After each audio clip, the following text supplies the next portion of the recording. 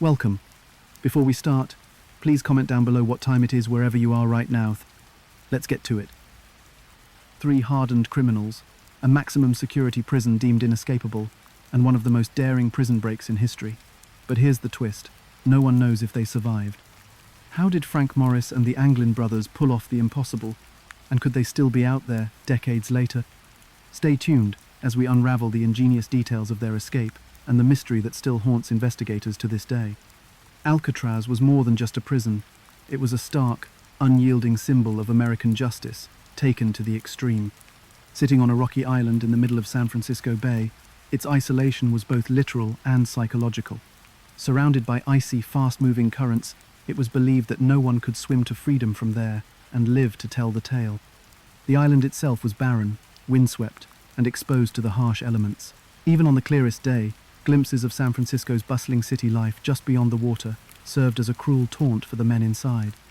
Opened in 1934, Alcatraz was designed to house the country's most uncontrollable inmates, the men who had proven too dangerous or disruptive for other federal prisons. Its reputation as a last stop spread quickly among the criminal underworld. Bank robbers, murderers, and escape artists alike dreaded the name.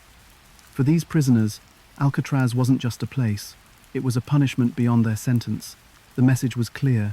There would be no luxuries, no freedom, no comfort, and no hope. The prison was fortified like a fortress. Its reinforced steel bars seemed to stretch endlessly, concealing even the smallest glimpse of the outside world. Watchtowers loomed over the yard, armed guards keeping a constant watchful eye on the activities below. And then there was the bay itself, a wide expanse of 1.5 miles of freezing, turbulent water between the island and the nearest shore. The currents were treacherous, pulling even the strongest swimmers deeper into cold darkness.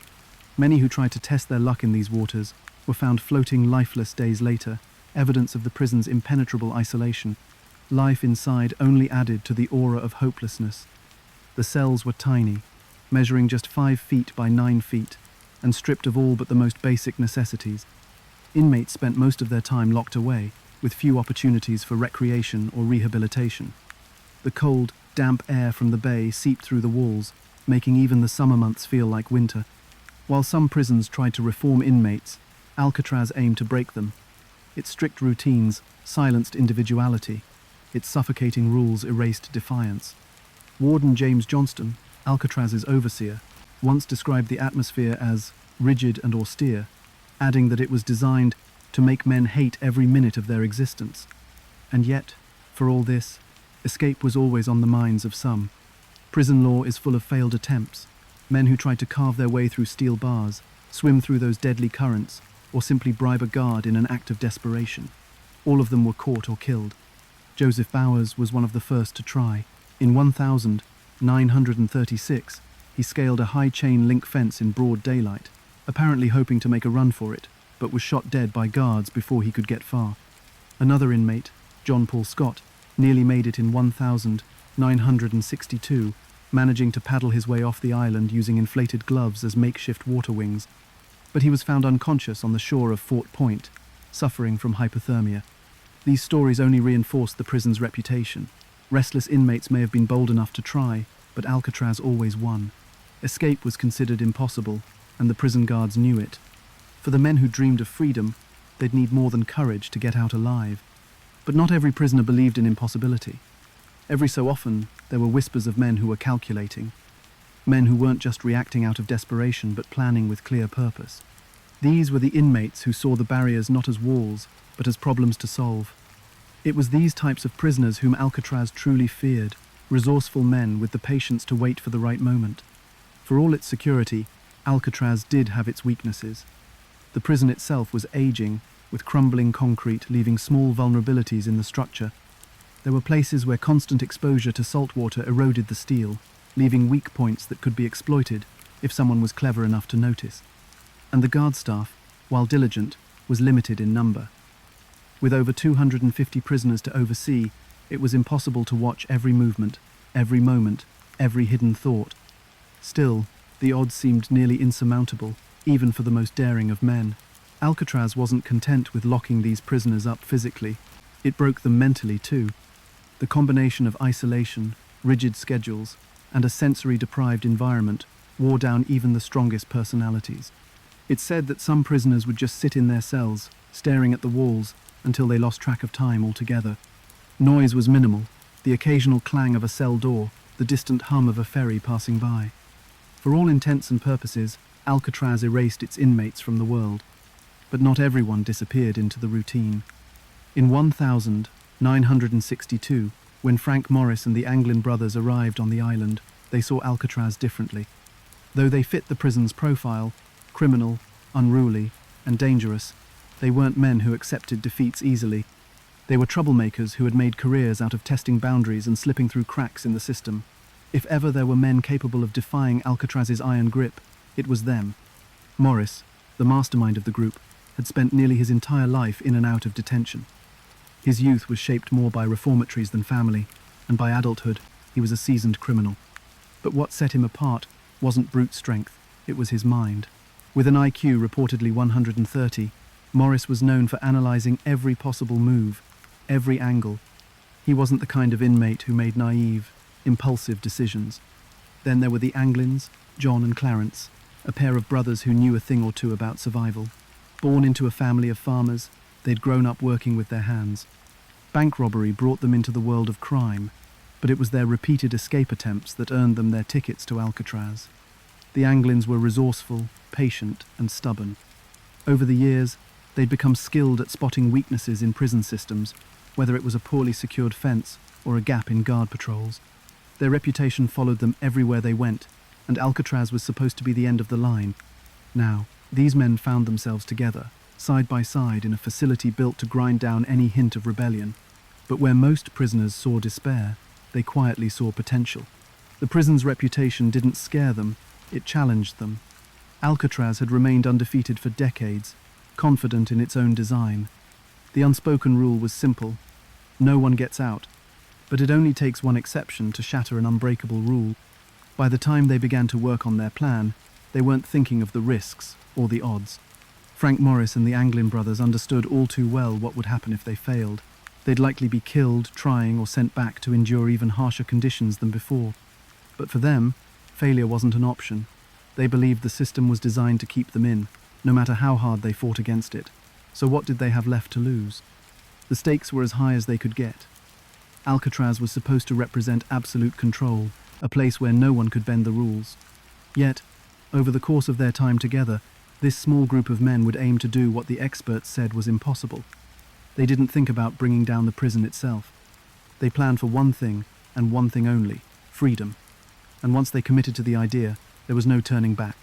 What unfolded would go on to redefine how Alcatraz was remembered. It wasn't just a story of escape. It was a story of men who refused to be broken by the very prison that prided itself on breaking everyone. But to understand how it all came together, we need to go back to why they were there in the first place. After all, only the most dangerous men made it to Alcatraz, and Morris and the Anglins were no exception. Frank Morris was the kind of criminal who wouldn't stay put. He entered the prison system as a teenager and cycled through facilities so frequently that his name became synonymous with escape risk. Born in Washington, D.C., Morris's early years were shaped by instability. Left without a family at a young age, he wound up in foster care, where trouble seemed to follow close behind. By the time he reached adulthood, his crimes had escalated from petty theft to serious felonies like armed robbery and burglary. His most defining quality, though, wasn't his criminal record, which was extensive, but his intelligence. Official reports pegged his IQ in the 130s, well above average, and enough to rank him in the top 2% of the population. This sharp mind made him a formidable adversary for law enforcement. It also made him the orchestrator of the most celebrated escape in Alcatraz history. Morris wasn't just smart, he was adaptable. In fact, adapting had been key to almost every success he'd had in his life. Authorities noted his uncanny ability to find weaknesses in prison systems, often slipping through while others wouldn't even notice an opportunity. He'd already staged multiple escape attempts before landing in Alcatraz. In Louisiana, he managed to escape from the state penitentiary by fleeing during a shift on a prison labor crew.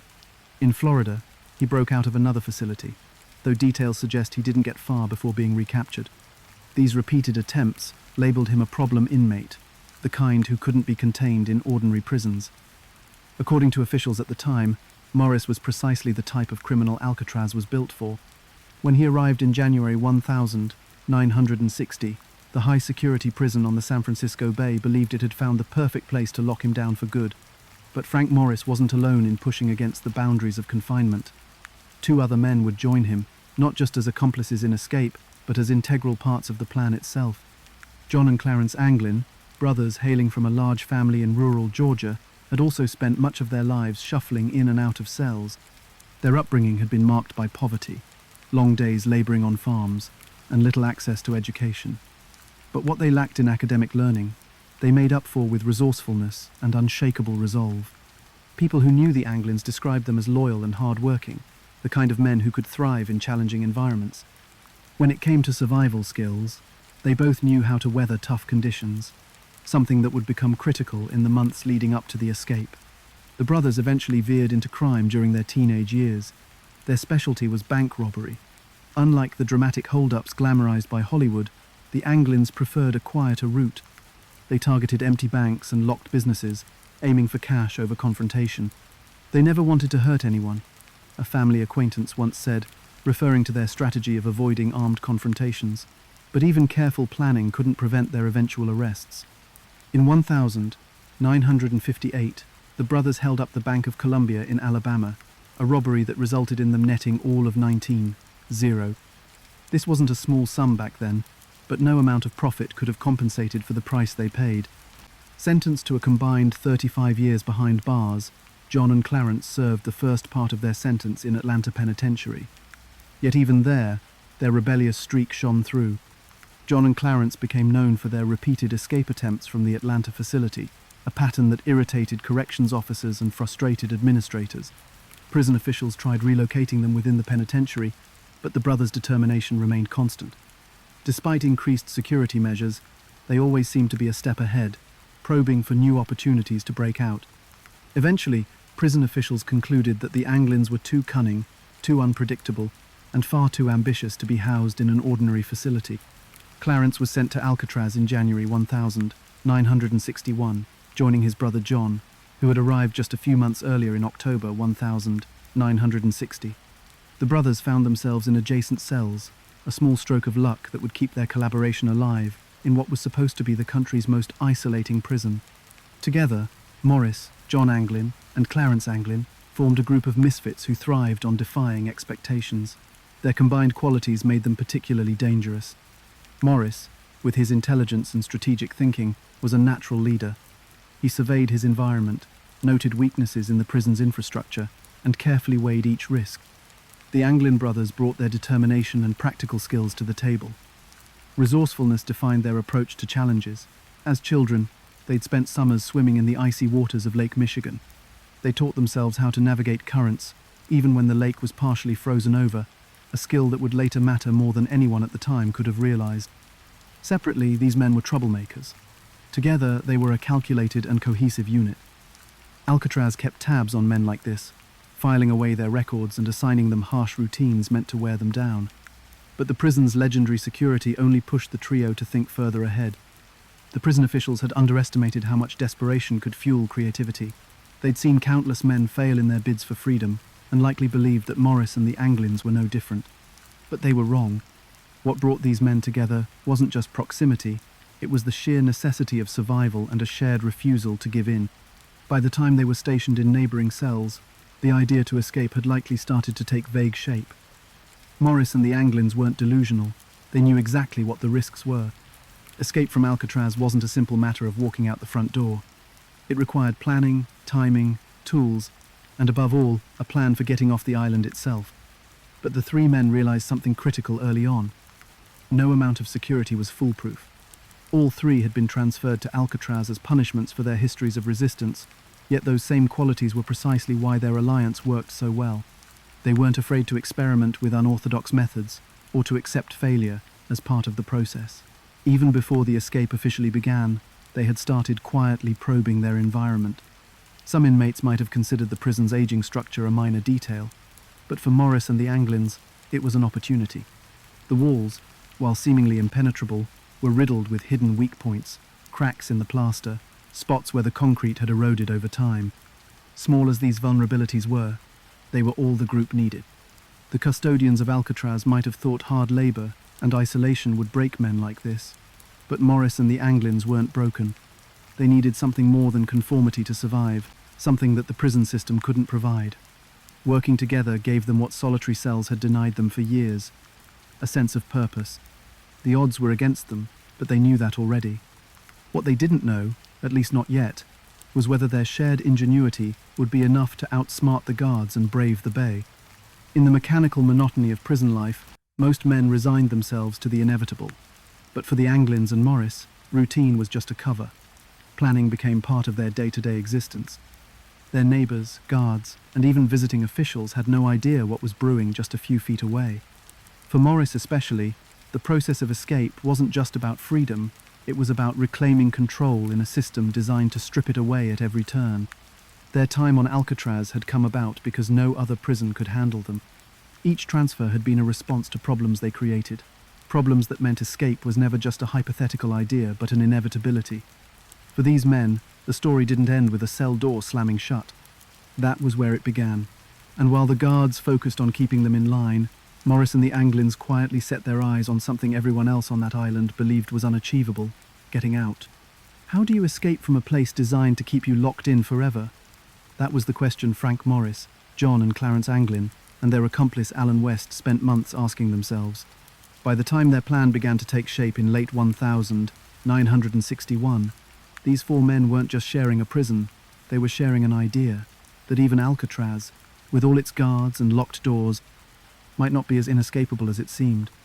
Frank Morris, known for his sharp intelligence, was the natural leader of the group, and his background as an experienced escape artist gave him the insight to start piecing together a strategy. John and Clarence Anglin, with their resourcefulness and years of surviving poverty and tough conditions, brought practical skills to the table. Alan West, another inmate with a track record of trouble, was the final addition to the team. The four men, housed in adjoining cells, evolved from neighbors to collaborators, spending hours studying both the prison's routines and its neglected physical structure. They noticed what others ignored: cracks in the concrete, weakening infrastructure, and the opportunities hidden in plain sight. Still, planning an escape from Alcatraz, a prison designed to be escape-proof, was nothing short of audacious. The walls around them were reinforced with steel. The guards performed regular checks, and the entire facility was surrounded by frigid, fast-moving currents. Even with all their determination, the limited resources at their disposal seemed almost laughable. But what they lacked in materials, they made up for in creativity. Their first challenge was getting out of their cells, a problem that hinged on the prison's aging construction. Behind each cell's ventilation grill was a utility corridor, standing dark and silent behind the walls. This corridor connected to the roof through a long vertical shaft. But to get there, the men first needed to widen the ventilation ducts in their own cells, holes barely large enough to see through, let alone climb through. The job required complete secrecy and tools small enough to go unnoticed during cell inspections. The tools they used were simple but effective. Metal spoons, smuggled out of the dining hall, became chisels. Discarded saw blades, likely stolen during work duties, helped scrape away at the deteriorating concrete. They even created a rudimentary hand drill using a motor taken from a vacuum cleaner. With it, they could loosen and grind down the area around the vent without leaving obvious signs of tampering. The work was painstaking, requiring tiny, incremental progress night after night. Each man used these improvised tools to widen their vent until it was large enough to crawl through, chiseling at the salt, damaged concrete with patience that only desperation could fuel. To avoid detection, the group came up with clever methods to hide their progress. They fit painted cardboard into the openings of their walls, blending it so seamlessly that guards inspecting the cells had no reason to suspect anything. Their nighttime activities were another matter. Chipping away at concrete and drilling through metal were noisy efforts, but they found a solution for that as well. Morris would often play his accordion during music hour, a time when small performances were allowed as part of the prison's limited recreation options. The sound of the instrument masked the noises coming from their cells and provided a cover for the otherwise suspicious racket. It wasn't perfect, but it was enough. The process took months. Hours of labor chipped away at the vents, sometimes slowly, sometimes with unexpected hurdles slowing them down. A single misstep could have jeopardized the entire plan, but they responded to setbacks with care, For Morris and the others, this wasn't just a mysterious, daring plan, it was survival in the rawest sense. They had nothing to lose and everything to gain. Slowly, painfully, they broke through into the utility corridor, which became their staging ground for the next phase. The unguarded utility corridor was a hidden artery of opportunity.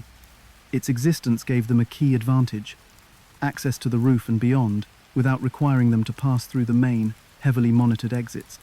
The men understood the importance of this find, carefully testing the space to confirm it would work for their plan. From their position, they had enough freedom to begin assembling everything else they'd need to leave Alcatraz behind. The tiny secret workshop they carved out in the corridor became a hub for planning and preparation. Here, the men began stockpiling materials they would eventually use to escape the prison completely. The Anglins and Morris worked tirelessly, splitting up tasks to ensure everything progressed smoothly. Meanwhile, Alan West participated in the preparations but would come to face his own challenges as the escape neared. Their ingenuity extended well beyond breaking through walls. To fool guards during nightly headcounts, they crafted highly convincing dummy heads to leave behind in their cells. For these, they mixed soap, toothpaste, concrete dust, and toilet paper into a papier-mâché-like substance, sculpting the heads into realistic shapes. They painted the dummies using supplies taken from the prison's maintenance area and even attached hair collected from the barbershop floor to complete the illusion. When placed under blankets, alongside carefully arranged clothing to mimic a body, these decoys appeared lifelike enough to pass routine checks. Time was critical to their plan, and these heads gave them the hours they would need to slip away unnoticed. As the weeks went on, the men continued refining their escape. They didn't just prepare for getting out of their cells, they prepared for the unpredictable world beyond Alcatraz's walls. Everything needed to happen in complete synchrony. Each step of the plan had to be executed with precision, or else the whole thing would fall apart. They revised and tested their methods, communicating in careful whispers and gestures to avoid drawing suspicion. The idea existed long before them, but the escape as they envisioned it was finally starting to become a reality. For Morris and his team, the sheer discipline involved in their preparation became a kind of second nature. What started as an impossible dream turned into an incremental, concentrated effort. They weren't delusional, they knew the risks involved. Surveillance was constant. Guards walked the cell blocks at all hours, ready to respond to anything out of the ordinary. An accidental sound in the night or a poorly concealed tool could have brought the project to a devastating end.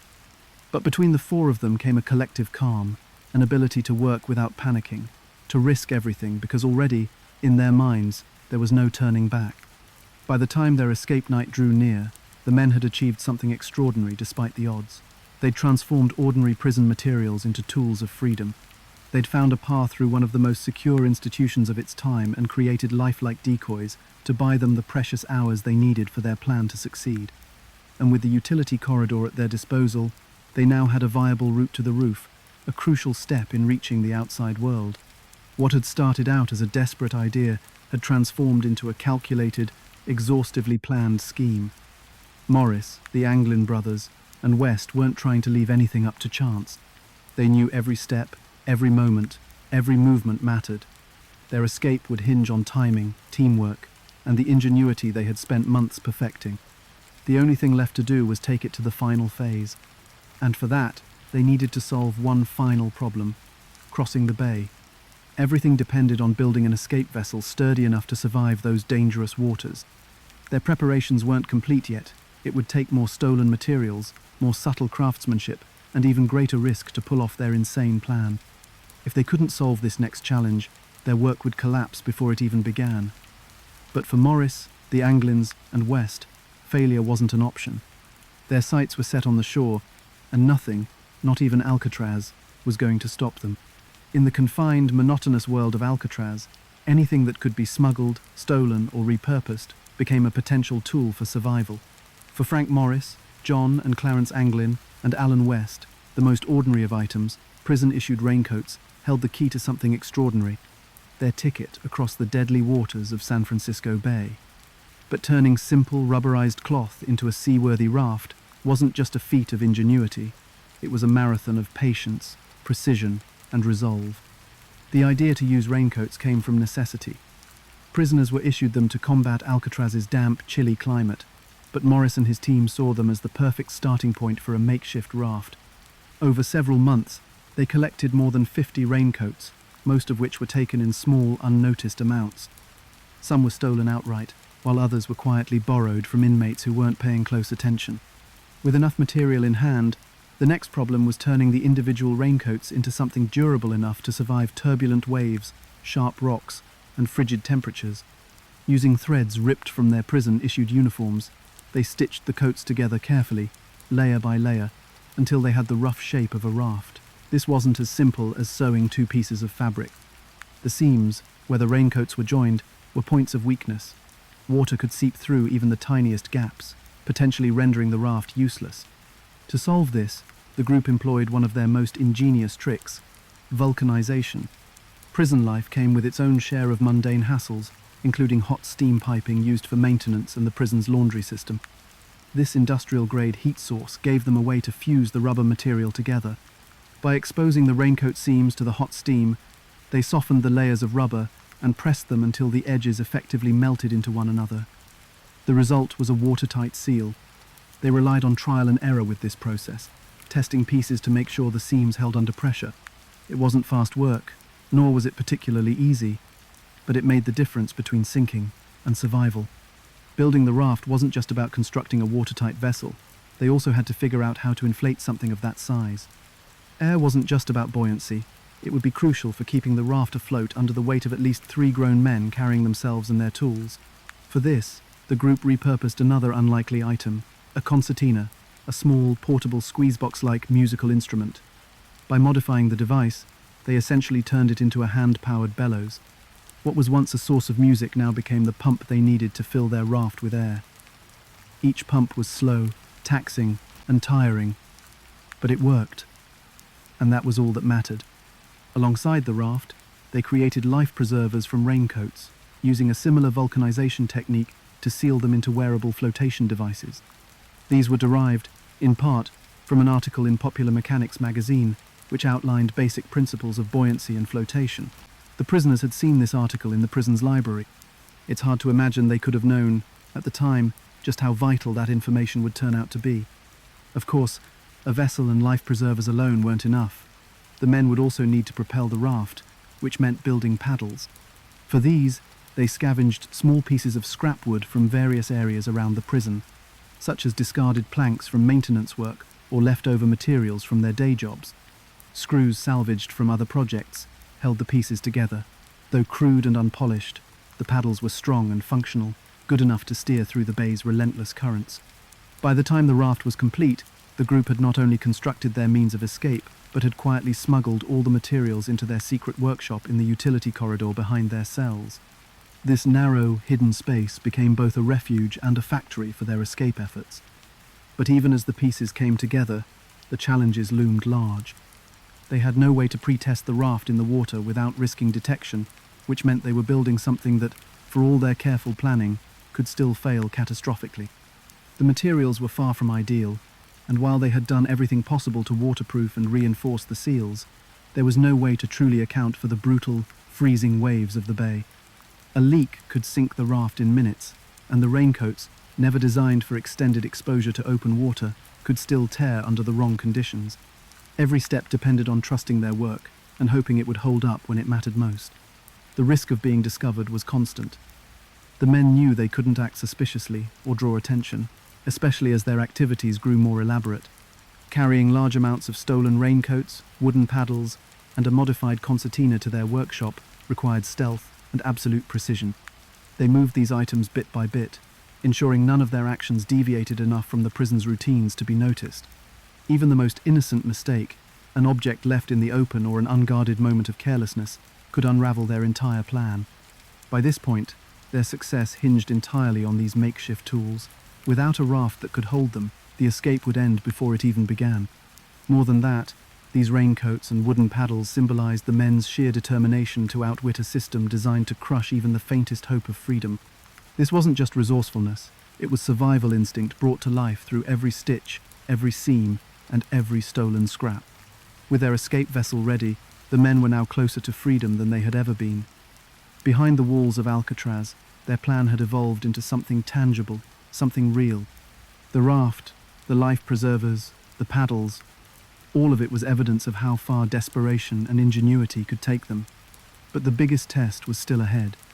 The raft may have worked on paper, but it hadn't yet met the icy waters or the strong waves. Once they left the island, everything, their safety, their lives, and the last remnants of their plan, hinged on whether or not the San Francisco Bay would swallow them whole. As the night of their escape approached, the men made their final preparations. They triple-checked the raft and kept their work hidden under blankets and cardboard cutouts in the utility corridor. There was no room for error. Every second would matter, and every piece of equipment would have to perform to perfection. For months, they had worked for this moment, staring down what most inmates would have considered an impossible feat. Now, all that was left was to put their faith in the raincoats that had once been handed to them in routine prison life and in each other. When the time came to escape, the raft would be their lifeline. It wasn't just a tool, it was a symbol of everything they had sacrificed, built, and risked for what they so desperately wanted: freedom. As they prepared for the fateful night, the waters that surrounded Alcatraz stood as a final, unyielding barrier between these men and the lives they had dreamed of reclaiming. Would the raft hold? Could it carry them past the guards, the currents, and the relentless cold? Everything, months of planning, hours of labor, and the hope of survival, depended on it. On the night of June 11, 1962, the clock ticked almost soundlessly inside Alcatraz. In the darkness of their drab, cramped cells, Frank Morris and John and Clarence Anglin prepared for the most critical moment of their lives. Over months of exhausting labor, countless tiny details had been tweaked, and now there was no turning back.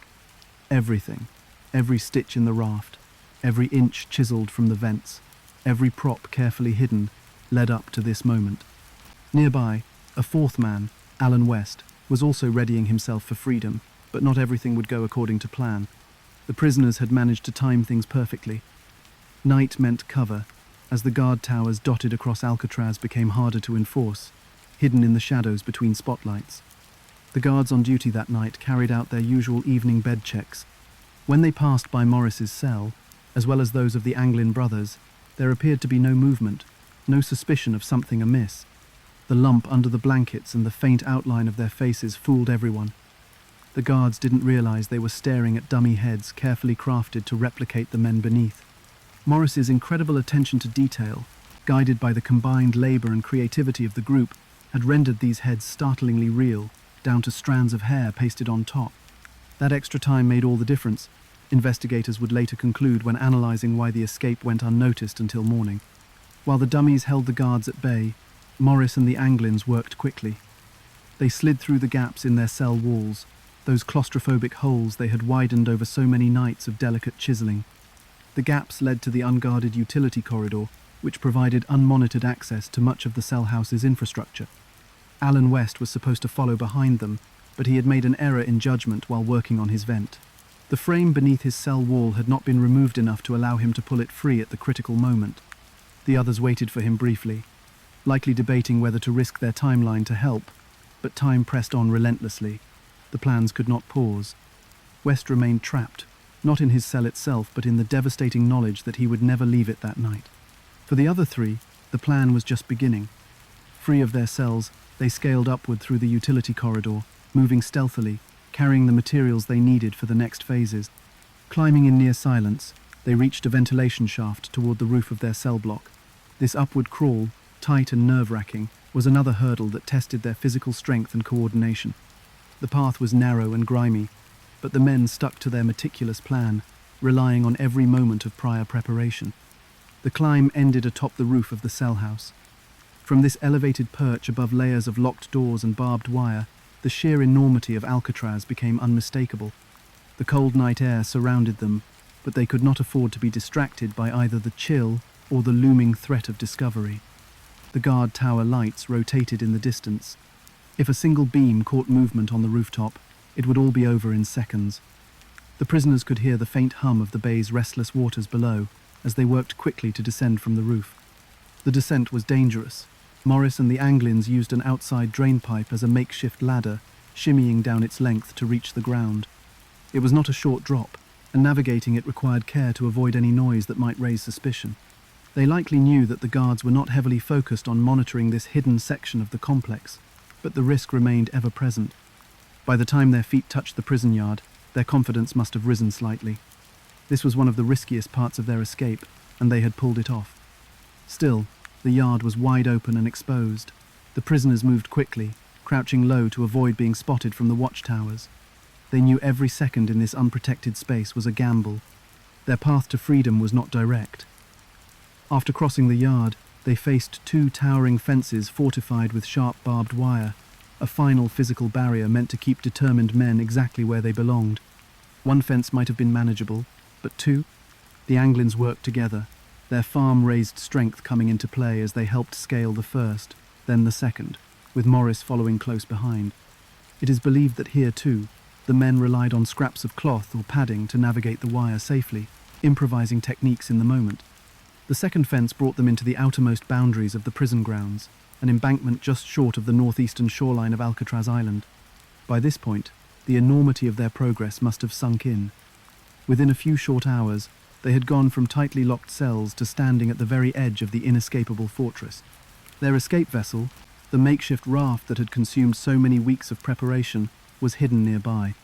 Once they reached the brush-covered slope leading to the rocky shore, they worked quickly, assembling the raft and inflating it using their handmade air pump.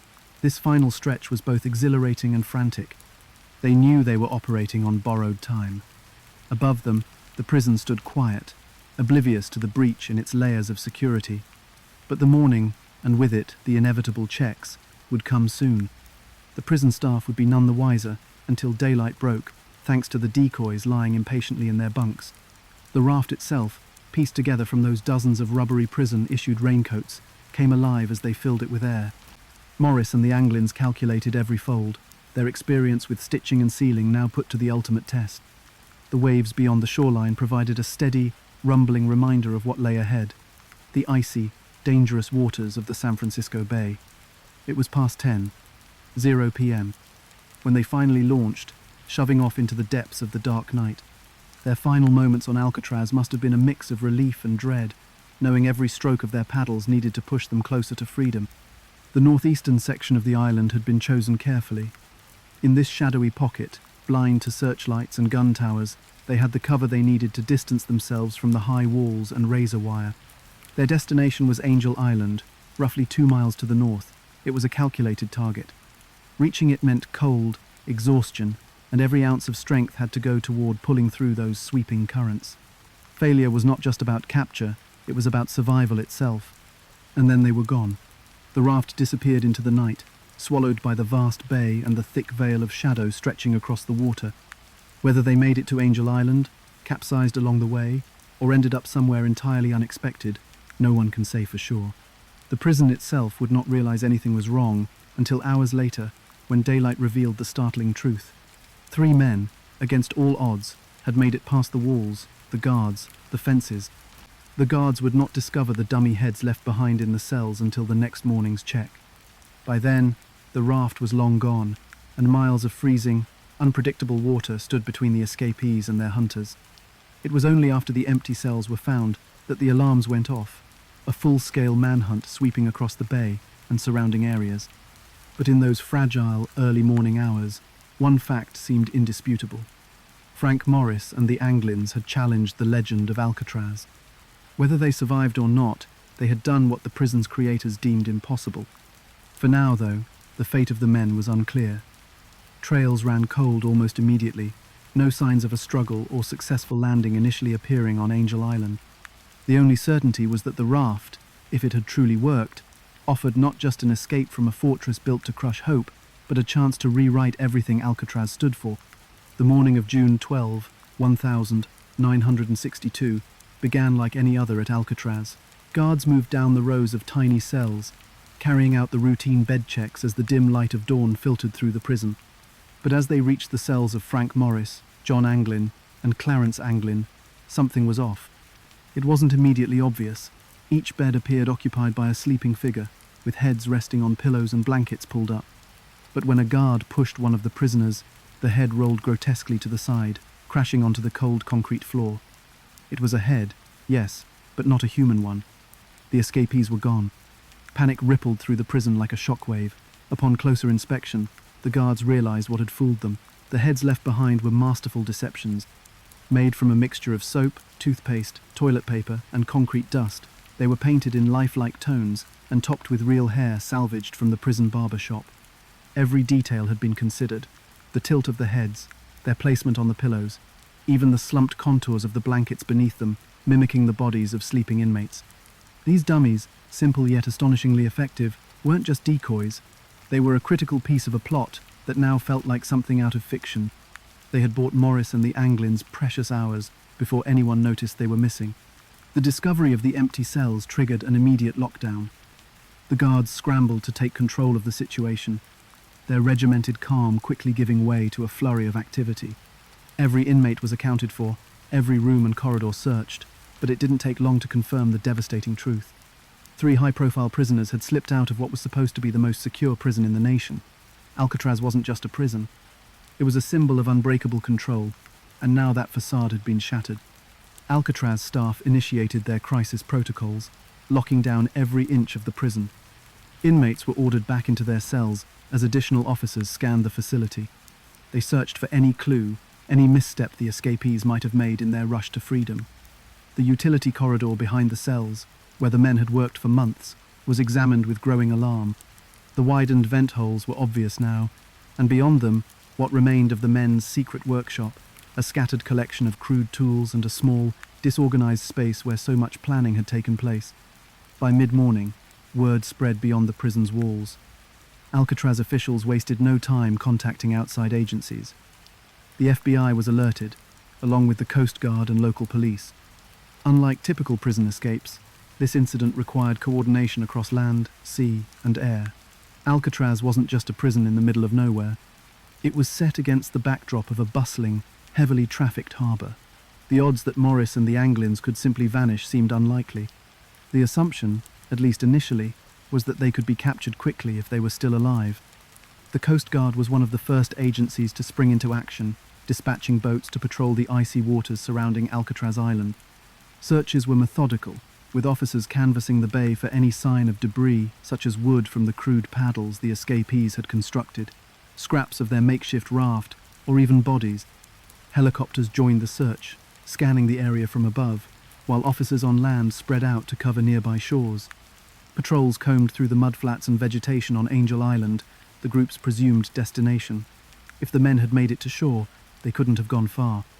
At least, that's what the authorities thought. Boat operators who worked regularly in San Francisco Bay were instructed to keep their eyes peeled for anything unusual. The assumption was straightforward. If Morris and the Anglins had survived the dangerous crossing, they might attempt to stow away aboard a passing vessel or make use of a stolen one. This avenue yielded little immediate success, but it was a reminder of how complex the chase for the escapees had already become. From the moment the alarm was raised, it was clear this wasn't just about combing through the prison grounds. It was about widening the search to account for any possibility. While officers scoured both water and land, theories about the fugitives' fate began to form. The bay itself became the focal point of these early speculations. The waters around Alcatraz were notorious for their treacherous nature: bone-chilling temperatures, powerful tides, and unpredictable currents that could overpower even the strongest swimmers. Many who had tried to escape the island in the past had been found floating lifeless in the days after their attempts. Alcatraz's reputation as inescapable didn't just stem from its walls and guards. It stemmed from the deadly waters that surrounded it. This history guided the thinking of both officials and investigators. Early on, the most widely accepted theory was that Frank Morris and the Anglins had drowned somewhere in the bay during their attempted escape. The odds seemed stacked against them. Even if their homemade raft had held together, navigating the water safely would have required perfect conditions and impeccable execution. A sharp shift in the wind or a tear in the raft could have spelled disaster, dumping them into the unforgiving waves. Without wetsuits or proper insulation, hypothermia would have set in within minutes. The FBI, tasked with leading the investigation, leaned into this explanation. Their official stance was pragmatic. Extreme weather, combined with the crude tools used in the escape, made survival highly unlikely. Still, there were notable gaps in the narrative. Despite an extensive search that included thousands of man-hours, no bodies were ever recovered. While officers found some items that might have belonged to the escapees, such as a paddle and pieces of their raft floating near Angel Island, Nothing concrete was discovered that confirmed their deaths. The lack of definitive evidence left one jarring possibility open. Maybe they had survived. Though officials downplayed this theory, some investigators kept asking questions. If Morris and the Anglins had succeeded, where would they have gone? Escape was one thing, but survival afterward would require a level of foresight and planning that went beyond anything they had demonstrated so far, at least on record. And yet, for a group that had already achieved the near impossible, could anyone really rule it out? Within hours of the breakout, Alcatraz regained its infamous order, but the impact of what had happened lingered far beyond its walls. It wasn't just a logistical failure, it was a blow to the prison's reputation. A fortress that once prided itself on being inescapable now had to reckon with the reality that 3 men had made it out, leaving only questions in their wake. In the immediate aftermath, the search riveted the public's imagination. Newspapers chronicled every detail, from the discovery of the dummy heads to the theories about the escape. On paper, the prison remained secure, but the mystique surrounding its unbreakable design had cracked. People were captivated not just by the escape itself, but by the very uncertainty of it. Had Morris and the Anglins outsmarted not only the guards but nature itself, or had they paid the ultimate price for their daring gamble? The FBI's investigation would continue for years, but despite advancements in forensic science, advances in sonar mapping, and periodic searches, the truth remained elusive. Meanwhile, for Alcatraz, the escape reshaped how the island was remembered. It wasn't just the place where criminals went and never left. It was now the stage for one of the greatest mysteries in American history. The absence of definitive answers created more than just debate. It cemented the men's story as something larger than an isolated prison break.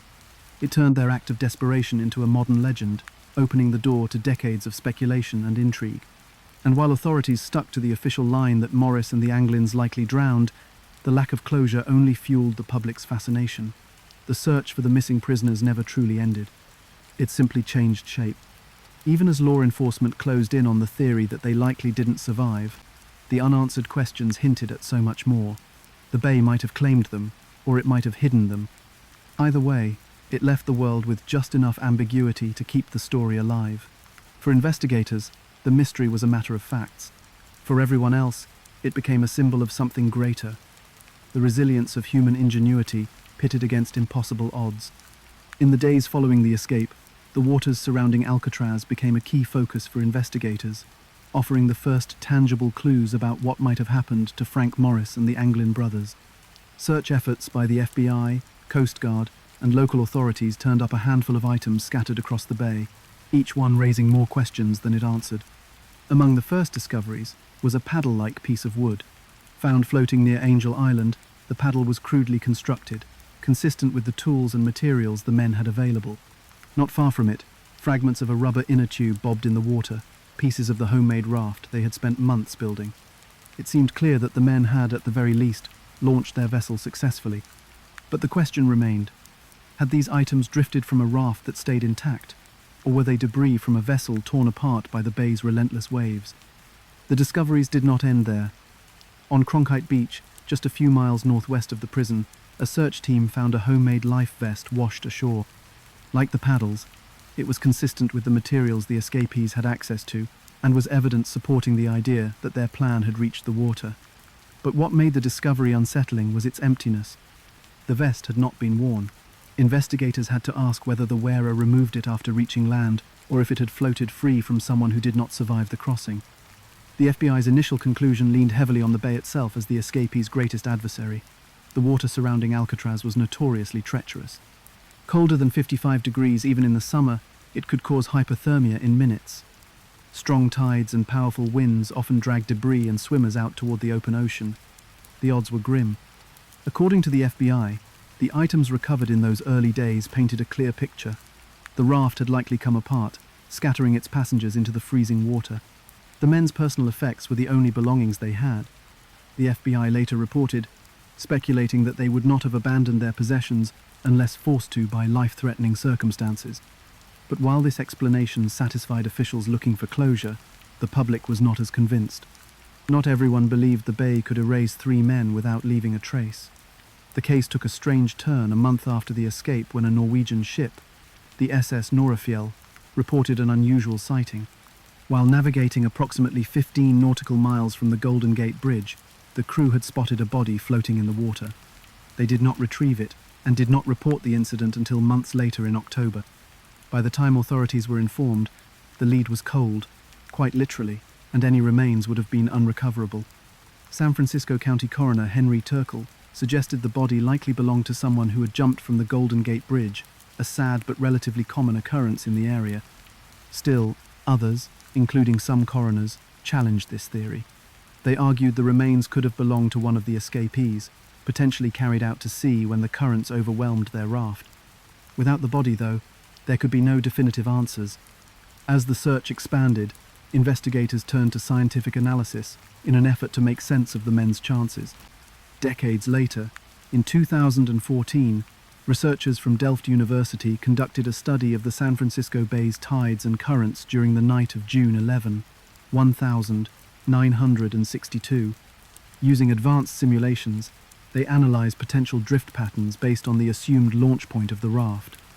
What they found was compelling. If the escapees had entered the water at approximately 11:30 p.m., tidal conditions might have worked in their favor. The researchers suggested that under these circumstances, the currents could have carried the raft northward toward Horseshoe Bay, just beyond the Golden Gate Bridge. If the men had continued paddling with the assistance of the tide, survival was mathematically plausible. But the timeline was strict. The study also found that leaving even a few minutes earlier or later would have drastically reduced their chances. A late departure would have meant fighting against currents that were shifting toward the open ocean, an almost guaranteed death sentence for the men. There was little room for error, and while the timing their escape required lined up with their meticulous planning, it remained impossible to confirm whether luck had been on their side that night. The same study also offered insights into the recovered debris. If the raft had broken apart during the journey, as the FBI suspected, the currents would have likely carried pieces toward Angel Island, consistent with the location of the paddle and rubber fragments. But the same data supported a more hopeful theory. These items could have been deliberately abandoned after a successful landing. The bay's currents did not just obscure the escapees' fate. They also created space for wildly different interpretations of the evidence. Critics of the official drowning theory pointed out that Alcatraz had made an oversight by underestimating the Anglin brothers' swimming abilities. Long before their imprisonment, John and Clarence had spent summers swimming in the chilly waters of Lake Michigan, practicing in conditions not far removed from the bay's temperatures. Their childhood experiences did not guarantee survival, but they suggested the brothers might have fared better in freezing water than most prisoners, who had little to no swimming experience. Despite this, the FBI formally closed its case in 1979, with the assumption that the men had drowned. For them, the evidence, fragile remnants of a plan, and the absence of sightings pointed to one conclusion. And yet, the U.S. Marshal Service kept the case open, leaving a sliver of possibility that Morris and the Anglins had survived. Over the years, the search for definitive answers became tangled in debate, with each new piece of information stirring fresh speculation. Even decades after the escape, the question of survival endures. If the men did make it off the island, they would have needed extraordinary skill, careful planning, and perhaps a little luck to evade detection upon reaching the mainland. The items floating in the bay tell us part of the story, a story of a daring plan and the relentless bay pulling at its edges. There are just enough clues to suggest the escape could have worked, but just as many to imply it failed. While the Norwegian ship's report and the Delft University study provided tantalizing insights, they did not offer answers. The body seen by the SS Norefell went unexamined, and the computer models, while valuable, could not account for every variable. Weather, strength, timing, there were just too many unknowns. What remains is the enduring mystery of that night in 1962. The evidence is more than a collection of floating debris. It is a series of open-ended questions, each one pointing in two directions at once.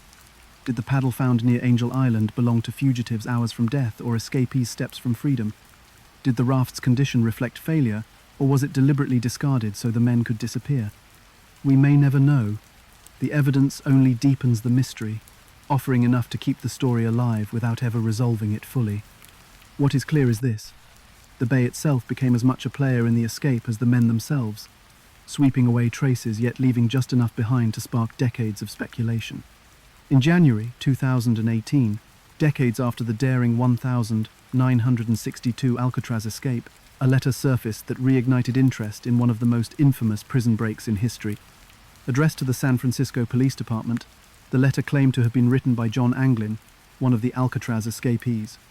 Its contents stunned readers.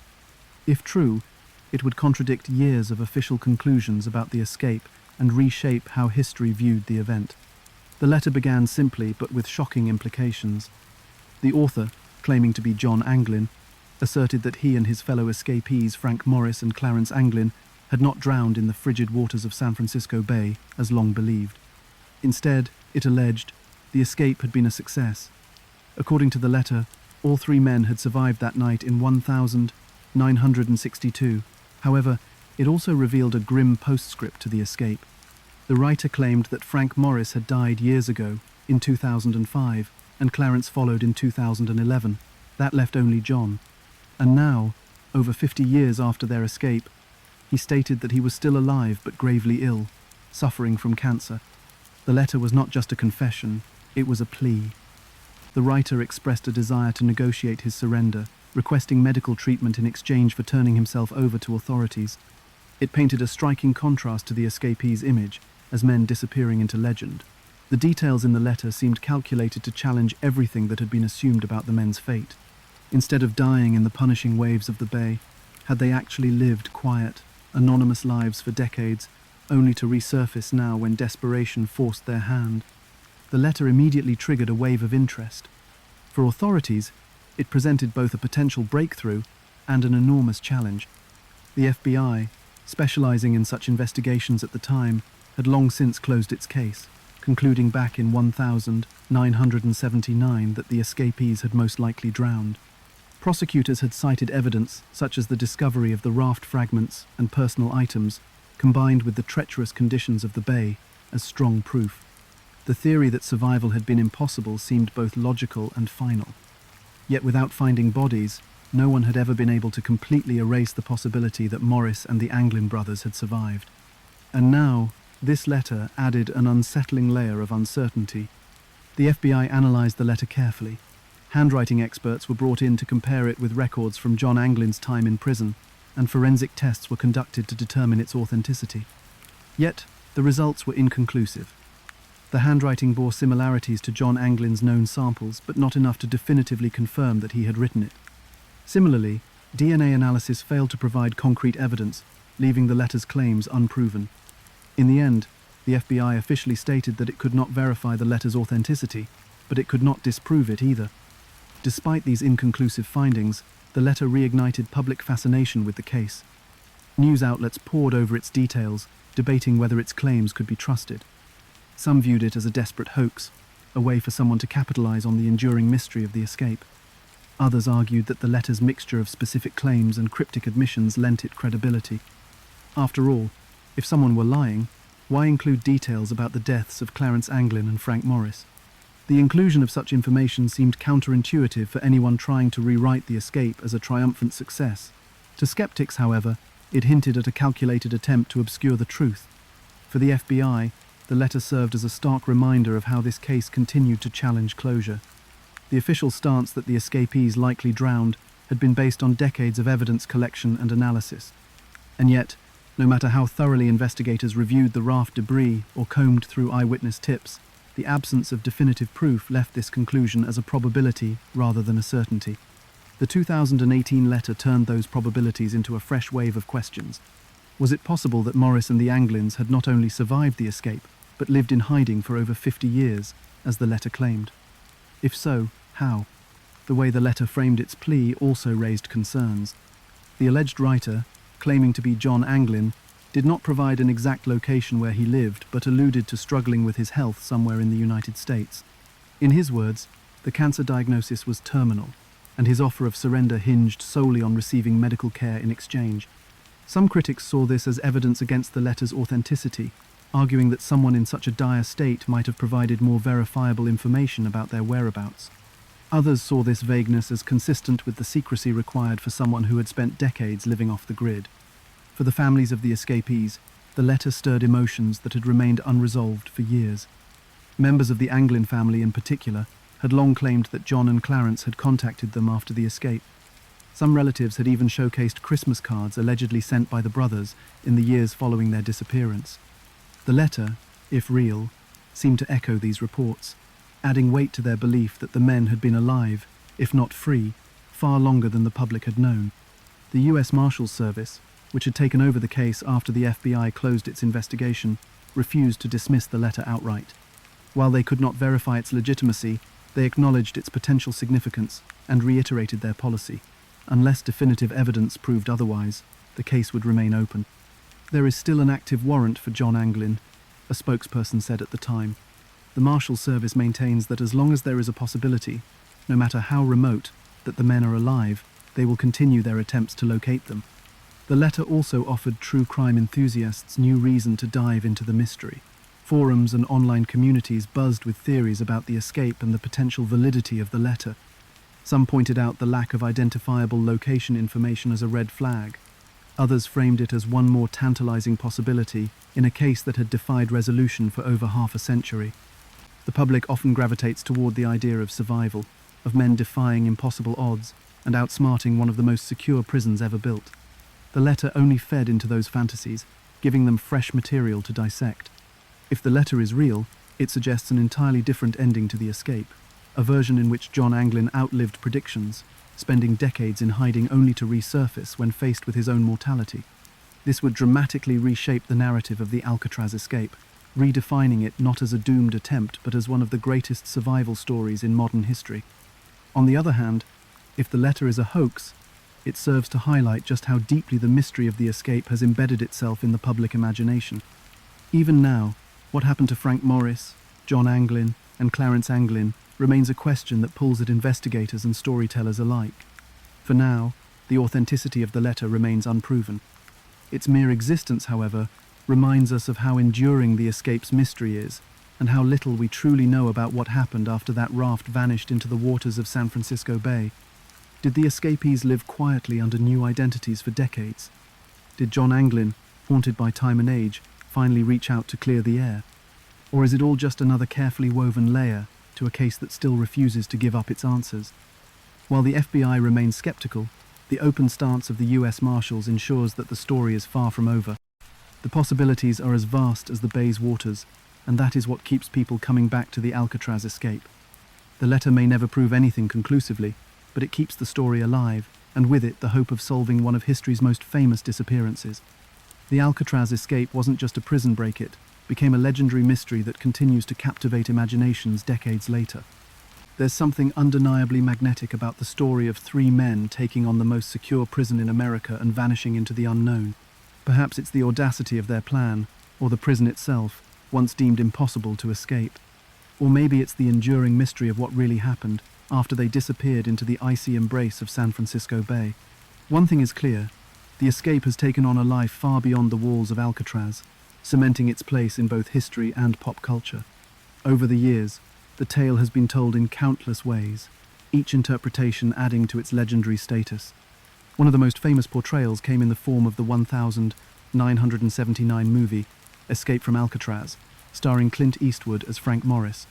The film brought the story to a global audience, recreating the meticulous planning and high stakes that defined the escape. Its success ensured the story would live on, reintroduced to new generations in vivid detail. Documentaries have also played a significant role, dissecting the logistics of the plan and the conditions the men faced. Television specials and books have attempted to uncover new angles, revisiting old evidence and questioning long-held conclusions. Despite the passage of time, the escape remains a favorite subject for true crime fans, historians, and filmmakers alike. Every new retelling keeps the spark alive, reminding audiences of the remarkable ingenuity involved and the unsettling lack of closure the story provides. That lack of closure is part of what makes the escape so compelling. Even with decades of investigation, the most important questions remain unanswered. Did Frank Morris and the Anglin brothers survive their journey across the bay? And if they did, where did they go? No bodies were ever found, no concrete sightings ever confirmed. The possibility that they lived and quietly disappeared creates an allure that's hard to resist. The human mind gravitates toward mysteries, especially ones that seem solvable but offer just enough ambiguity to stir doubt. In this case, every piece of recovered debris or alleged clue feels like part of a larger puzzle, one that has intrigued amateurs and professionals alike. The U.S. Marshals Service has contributed to the mystery's longevity by keeping the case active. While the FBI officially closed its investigation in 1979, declaring the escapees likely drowned, the U.S. Marshals have maintained a different approach. For them, the possibility of survival remains very real, and until they can confirm the escapees' deaths, they'll continue chasing leads. In 2022, they took an unusual step, releasing updated, age-progressed images of what Frank Morris and the Anglin brothers might look like if they were alive today, now well into their 90s.